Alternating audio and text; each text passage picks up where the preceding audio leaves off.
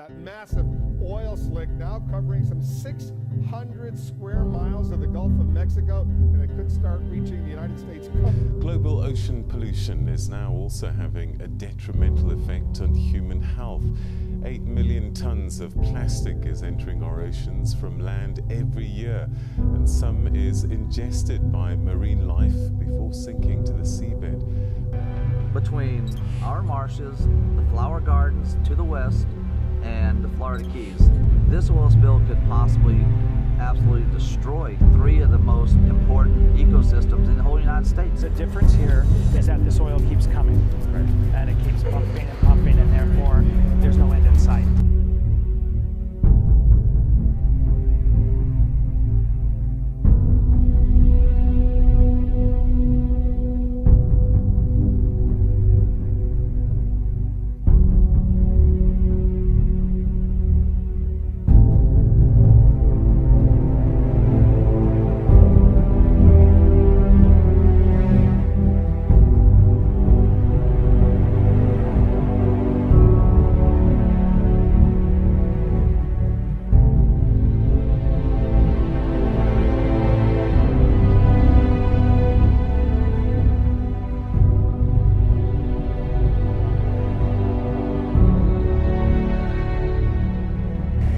From the research article by PLOS ONE, there is estimated to be at least 5 trillion plastic particles weighing over 200,000 tons floating at sea. Plastics of all sizes were found in all ocean regions. Plastic pollution is moved throughout the world's oceans by the prevailing winds and surface currents.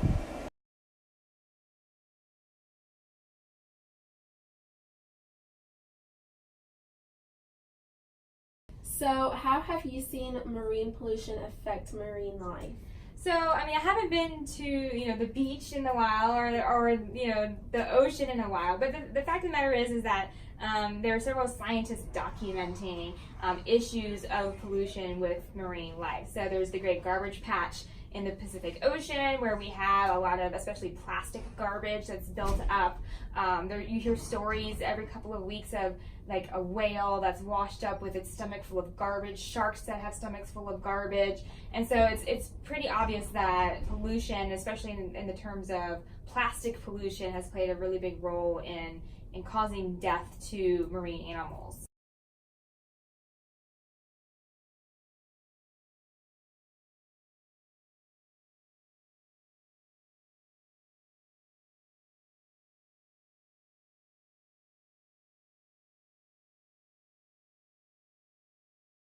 One of the biggest contributing factors to marine pollution are things like runoff and plastic use, and especially single-use plastic. That's a really large problem that we're seeing.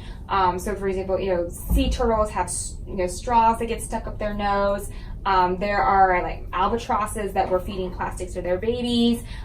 I mean, I think single-use plastic is the big one, and that's something that we've been really concerned about lately. But there are other factors as well. So chemicals leaching into the water that can cause harm. So, for example, Hawaii recently banned use of certain sunscreens because they are. The islands are right near large fields of coral in the water, and they had sufficient scientific evidence that this particular sunscreen ingredient was killing off young coral. So, making sure that we're reducing the amount of plastic that we're putting into the ocean, for sure, I think goes a long way. I mean, they've even found plastic at the bottom of the Marianas Trench, which is the deepest location on Earth. And so obviously it's a problem if it's reaching, locations like that. So just being cautious and aware, of your plastic use and trying to reduce it, and also just being cautious and aware when you're in or near water, making sure that,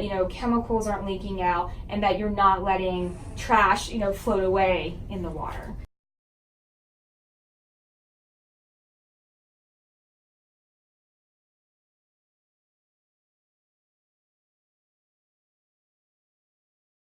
According to Sophia Schultz, the average plastic bag is used for only 5 to 12 minutes.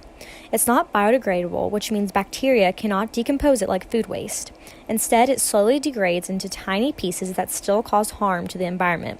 Plastic is often swallowed by animals, mistakenly thinking it's food, potentially resulting in their death. Since plastic can take up to 1,000 years to fully break down, and burning it isn't an option due to harmful toxins that are released in the process, most of the plastic that has been produced is still on our Earth in some form. Up to 20 million tons of plastic goes into the ocean every year. That's as much as 3 kilograms per person each year. Plastics make up roughly half of each person's contribution to ocean pollution. Fertilizers, manure, and untreated sewage pollute the ocean at a rate of 1.4 kilograms per person per year. This causes hypoxia or dead zones in the ocean, killing off marine wildlife. Waste oil from vehicles and machines enters the ocean at a rate of 180 grams per person every year.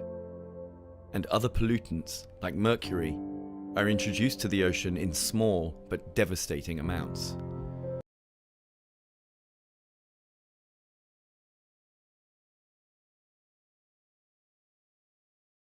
A solution for people who do not have the resources to help directly is to support organizations that try to solve marine pollution, such as 4Ocean. They work around the world to clean up humans' trash footprint. When you support this organization, like others, you are giving to a company that is dedicated to ending marine pollution and finding ways to save the planet.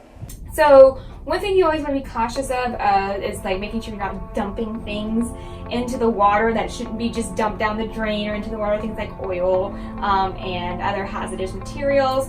You know, there are, dump and recycling centers throughout Kentucky that folks can bring those materials to dispose of them properly.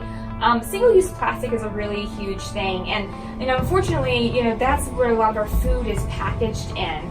So trying to find, food that maybe is packaged in like paper versus plastic, because at least paper is a lot more biodegradable than plastic. Trying to reduce, how many plastic cups you have. So if you know that you frequent Starbucks a lot, get a container where you can, like a cup, that they let you purchase a cup and then bring it back to refill. Try to reduce your use of plastic straws. So you can purchase metal straws. I use a metal straw in my cup every day. There's that sort of thing. There are businesses that are trying to reduce plastic straw use by using cardboard straws instead. Instead of buying eggs in a styrofoam container, get them in those that are in cardboard containers. So just try to find ways, like if you know that you're using plastic a lot, like going to the grocery store, bring a plastic bag with you, and like a reusable bag with you instead of using the plastic bags, because those end up in the water and turtles think they're jellyfish, and that sort of thing. So there's a lot of ways you can reduce plastic waste.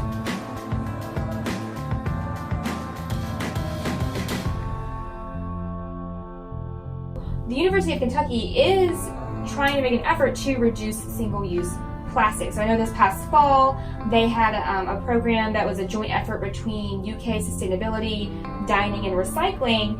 I think it was called UK POPs, and I think it's to phase out plastic. And so they were having students pledge to reduce their single-use plastic use, and so they were handing out things like reusable shopping bags and reusable water bottles, and students were pledging to reduce how much plastic they were using. I also know there's been efforts here on campus to phase out some things such as like plastic straws or plastic cups in certain locations as well. And the UK does have the Office of Sustainability, and so they're always aware of, and they run the recycling campaigns. They try to reduce greenhouse gas emissions, and so I think UK is conscious and trying to make efforts and doing things that would reduce, pollution overall, which would then contribute to reduction in marine pollution.